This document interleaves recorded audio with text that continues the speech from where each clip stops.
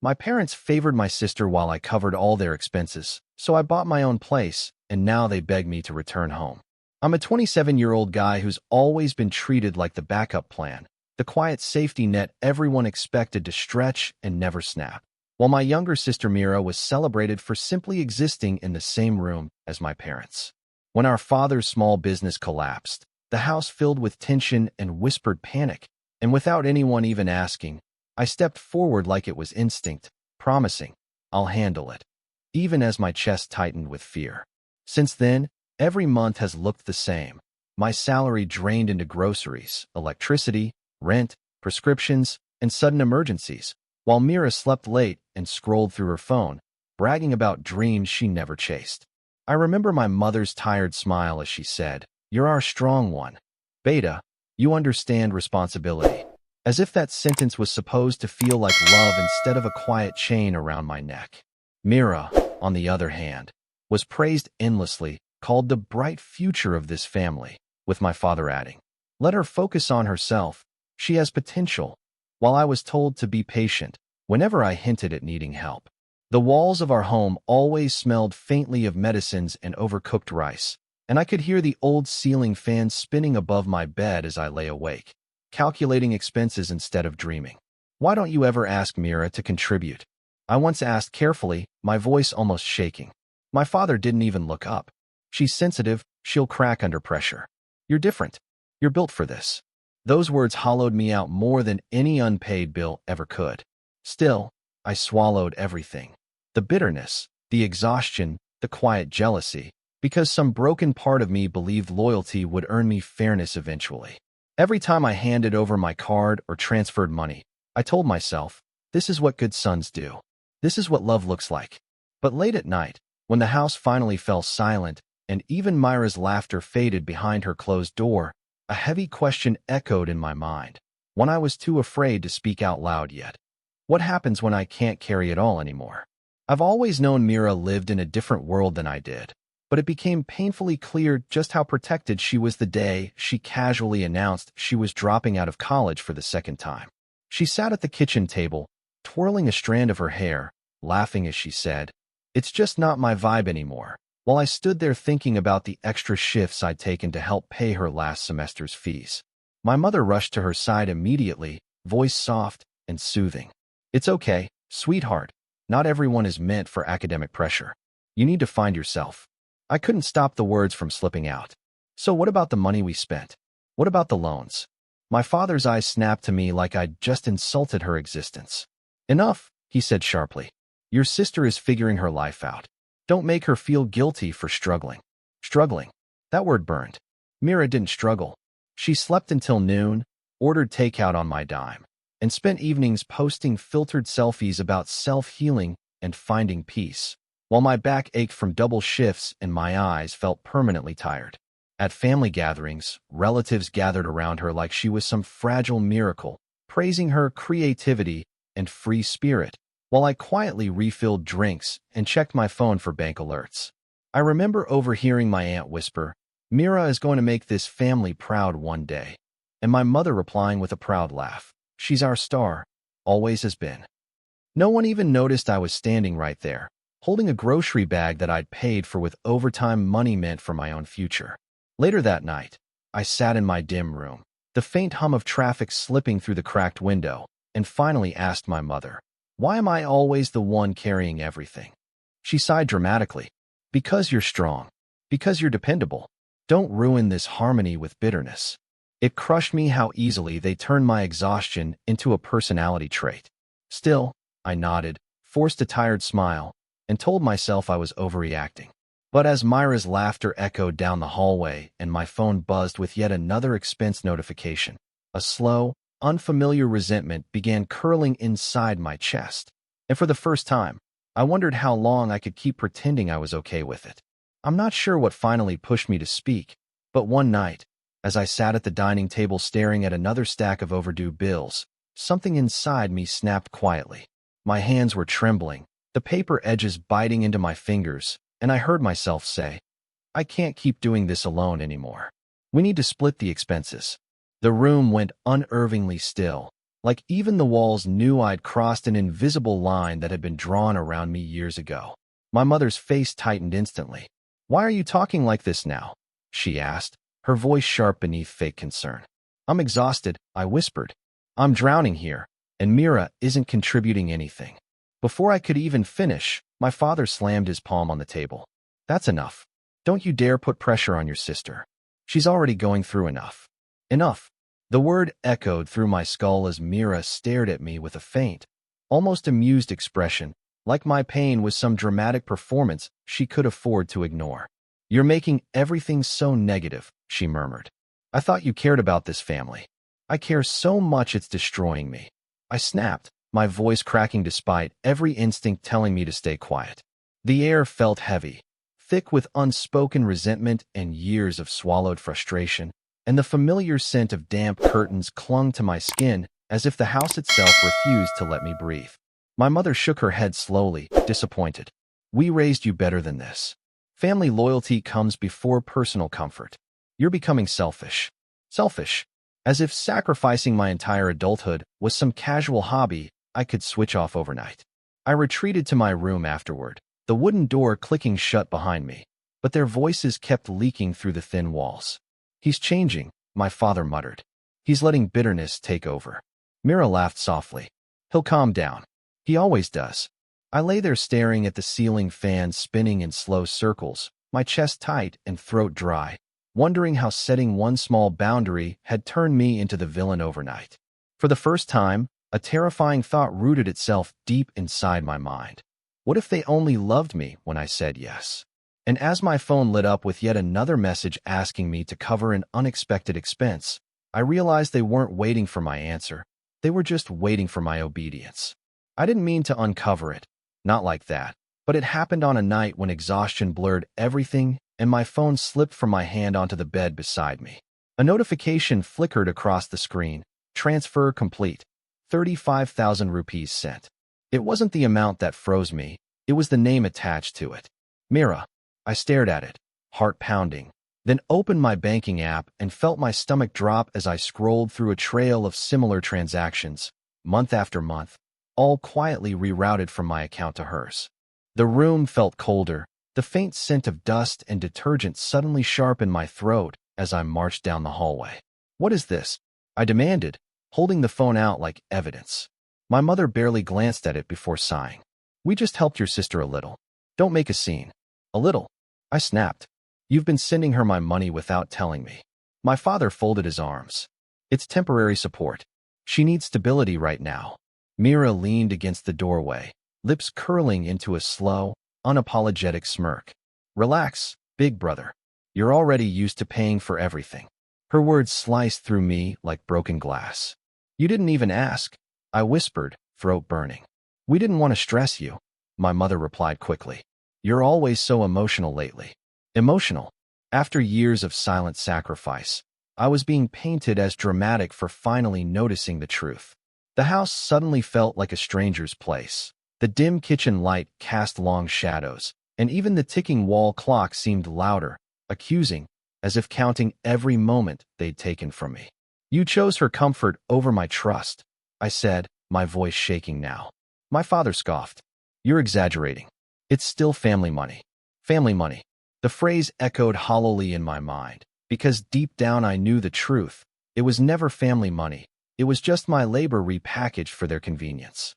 Mira rolled her eyes, already bored of my hurt, and walked away humming, as if my breaking heart was background noise. I stood there alone, chest tight, realizing I had been funding not just her lifestyle, but my own invisibility. And as I turned back toward my room, a quiet, dangerous thought began forming. If all they saw was what I could give, what would happen the day I stopped? That night, sleep refused to come no matter how tightly I shut my eyes. So I lay there staring into the darkness while the quiet hum of the fan scraped against my nerves. My phone screen glowed beside me, lighting up the cracked ceiling as I opened every transaction, every receipt, every alert I'd ignored for years, and slowly started adding everything up. Groceries, electricity, rent, hospital bills, Myra's temporary support. The numbers climbed higher and higher until my chest felt like it was caving in on itself. By the time I finished, my hands were shaking so badly I could barely lock the screen. I just sat there in the heavy silence, listening to the faint clatter of dishes in the kitchen and Myra's laughter floating casually down the hallway, and a painful realization slammed into me. I could have owned my own place by now. I could have built something that belonged to me instead of being drained dry for people who barely saw me as human. "Why are you still awake?" my mother called softly from the other room. "I'm fine," I lied, swallowing hard. "You worry too much," she replied, her voice dripping with false reassurance. "You always handle things. Always handle things." As if I was some machine they switched on whenever life got difficult. Something inside me shifted right then, slow and deliberate, like a door quietly closing for good. I opened my banking app again, but this time, I didn't send anything. I created a separate savings folder instead, one labeled with a name I never thought I'd have the courage to whisper before: my life. The air in my room felt different as I stared at the new balance growing, small but defiant. And for the first time in years, my heartbeat sounded less like panic and more like determination. I didn't tell anyone. I didn't announce it. I just stopped giving them every drop of myself. The next morning, when my father casually said, "We'll need extra money this week," I forced a tight smile and nodded like nothing had changed, even as my stomach churned with the weight of my secret. Mira scrolled through her phone beside him, utterly unaware that the ground beneath her comfort had begun to crack. And as I walked out that door for another long shift, the sunrise casting pale orange light onto the street, I knew I had crossed a line I could never step back over. But deep down, I also knew they hadn't noticed yet, and when they did, everything would explode. I never meant to eavesdrop, but that night the hallway was quiet and my door was slightly open when I heard my parents whispering in the living room, their voices low and cautious like they were guarding a secret. I paused, my bare feet cold against the tile, when my father said, "We should start preparing the papers. The house will go to Mira. She needs stability more than he ever will." My mother hummed in agreement, the way she always did when she felt morally justified. "He's strong," she replied. "He'll manage on his own. He always does." I felt like the air had been sucked straight out of my lungs.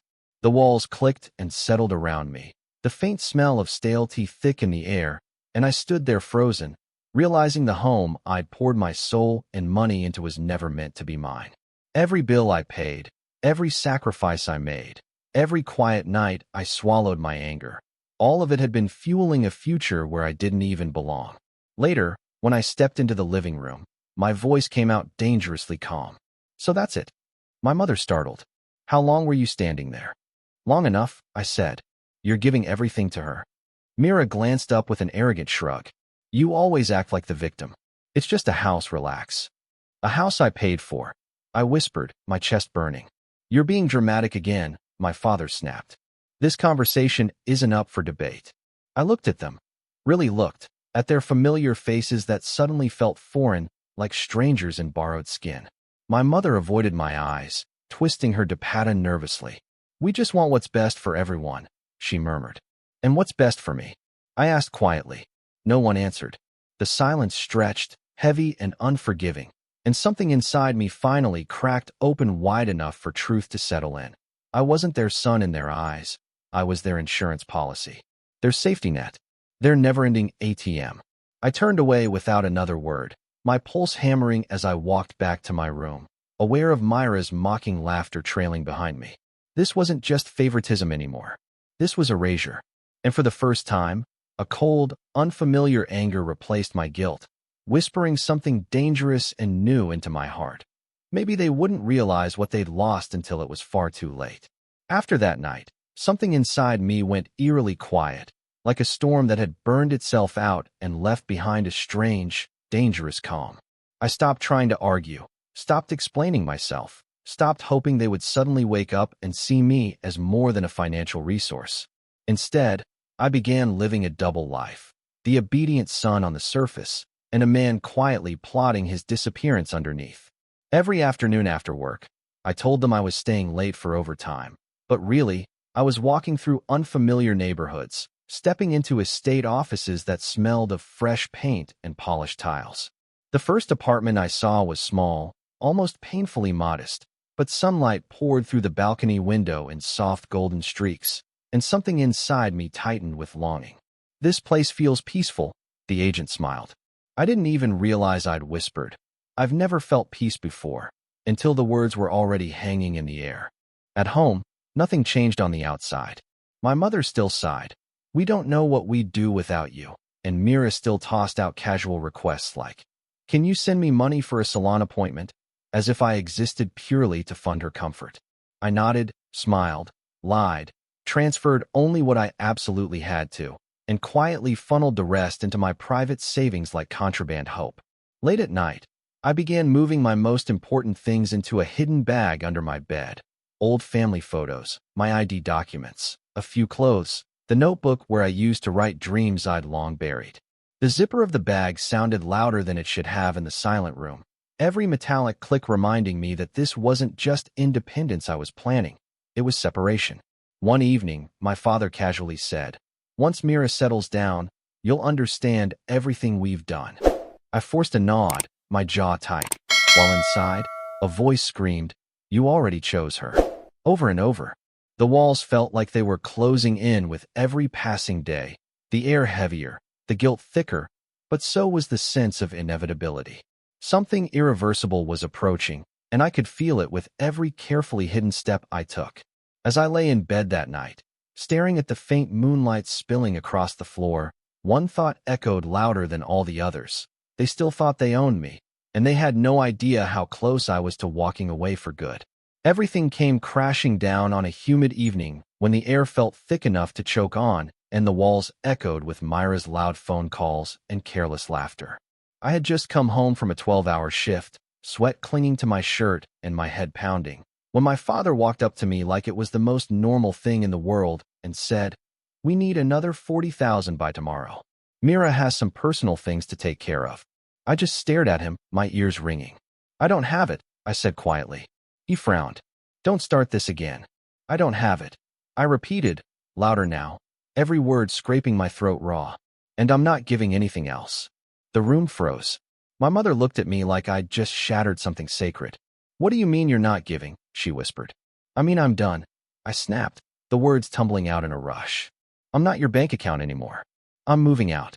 Mira burst into laughter. "You? Moving out?" she scoffed. "Where are you going to go, hero? Somewhere you can't drain me dry." I shot back, my hands shaking violently. My father's face darkened. "You ungrateful boy. After everything we raised you with, this is how you repay us." "You didn't raise me," I said, my voice cracking, tears burning my eyes. "You used me." The air felt electric, charged with a decade of swallowed pain, and suddenly all the memories scattered together. Overdraft alerts, sleepless nights, Myra's smirks, my mother's dismissive sighs. "You chose her every single time," I shouted, my voice echoing off the tiled floor. "You stole my money. You stole my trust. You stole my future." My mother broke down crying, hands trembling. "You're tearing this family apart," she sobbed. "No," I whispered, my chest aching as tears streamed down my face. "You already did that." The weight of everything crushed me all at once, and I sank onto the sofa, unable to breathe properly, feeling smaller than I ever had in my life. I wasn't angry anymore. I was empty, destroyed, exposed, like all the strength I'd ever pretended to have had finally evaporated. And as Mira rolled her eyes and my father continued shouting in the background, one thought throbbed painfully through my spiral. I had reached the absolute bottom, and there was no way this house would ever feel like home again.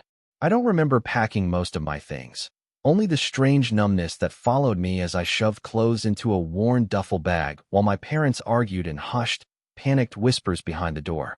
The air felt heavy with the scent of dust and old fabric, and every breath scraped my throat like I was inhaling years of swallowed resentment.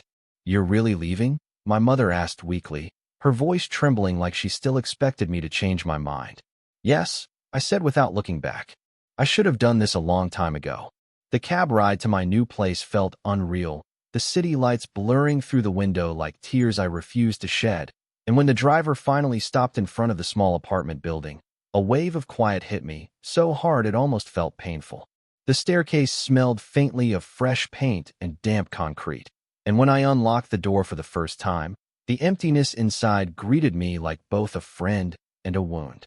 This is it, I whispered, stepping into the silence. There was no shouting, no guilt-laced excuses, no Myra's mocking laugh echoing down the hallway. Just the faint hum of the refrigerator and the distant sound of traffic below my window. I dropped my bag onto the floor and sank down beside it, my back against the wall, and let the quiet wrap around me. For the first time in years, no one was asking me for anything, and the realization felt unsettling instead of liberating. My phone buzzed again, missed calls, unread messages, my father's name flashing over and over like a warning. Come back, one text read. We can fix this. Another followed moments later from my mother. Don't do this to us. You're still our son. I didn't reply. I just stared at the blank screen, my reflection faintly visible, eyes hollow but defiant, and wondered why their panic only came once my money left the room. As I lay down on the unfamiliar mattress, the faint smell of new sheets clinging to my skin, I tried to convince myself this silence meant freedom, that this loneliness was temporary, that healing had finally begun. But deep down, anxiety coiled tightly in my chest, because their voices hadn't faded. An instinct told me this wasn't the end of their fight to pull me back in. 2 days of silence passed before the calls turned desperate, my phone vibrating relentlessly across the bare kitchen counter like it couldn't accept being ignored. I watched the screen light up with my father's name again and again, the missed call notifications stacking like proof of their panic, and something cold settled in my stomach. I finally answered when his voice cracked through the line, unsteady and rushed. We need to talk. It's serious. You have to come home. My mother's whimper echoed faintly in the background, the same voice that once told me to be patient, to be strong, to endure. Your father's credit card has been blocked, she added quickly. The bills are piling up. We're behind on the rent. The way she said it felt calculated, like an old script they thought would still work on me. And Mira? I asked softly. She's not coping well with the stress, my father snapped. She's fragile right now. Fragile. The word that haunted my childhood. The golden excuse that made my suffering invisible. I can't help, I said, my voice strangely calm. There was a pause, so heavy it felt unreal. You're really going to abandon us? My mother whispered, her tone sharp with wounded pride. After everything? Everything. The unpaid hours. The crushed dreams. The stolen stability. I didn't abandon you, I replied carefully. I stopped being used. My father scoffed bitterly. You think life out there will be easy? You'll come crawling back when reality hits. His words stung more than I wanted them to, because a part of me still trembled at his disappointment, still craved his approval like oxygen. I stared at the chipped paint on my new apartment wall, listening to the hum of the refrigerator, and felt the crushing guilt try to claw its way back into my chest. You can't just disappear, my mother insisted. This isn't who you are. Maybe it wasn't who I used to be, but I could feel myself changing, reshaping painfully, like a bone breaking wrong and healing anyway. We'll fix things, my father said more softly now, desperation creeping into his voice. Just come home. We need you. Need. Not love. Not regret. Just need. I ended the call with shaking hands, setting my phone down slowly as my heartbeat thundered in my ears. Their words lingered in the silence, pushing and pulling at the fragile boundaries I was trying to build, and as night settled over the city, a haunting question began to form. If they were already this frantic, what would they do next to try and drag me back? I didn't plan on going back, but when my mother texted, "Please, just come talk in person. We're falling apart," something twisted inside my chest, and against my better judgment, I walked through that familiar doorway one last time. The house looked smaller than I remembered, the once comforting walls now dull and suffocating, and the air carried the stale scent of desperation instead of authority. My father sat rigid on the sofa. Mira slouched beside him with crossed arms, her eyes sharp and irritated like my presence was an inconvenience instead of a breaking point. So, my father muttered, not bothering to look at me properly. This is the life you wanted? I didn't want any of this, I replied, my voice quiet but steady. You forced me into it. My mother stepped forward, hands clasped tightly. We made mistakes, but we're still family. You can't just walk away like we mean nothing. You treated me like nothing long before I ever left, I said, and the truth of it burned out of my chest. Mira scoffed, flipping her hair. You're being so dramatic. Everyone struggles. You're not special. I turned to face her, And for the first time, I didn't shrink. You struggled with choices. I struggled with survival. There's a difference. The room went tense, thick with years of unspoken resentment, and my father finally snapped. We did what we thought was best. You should be grateful.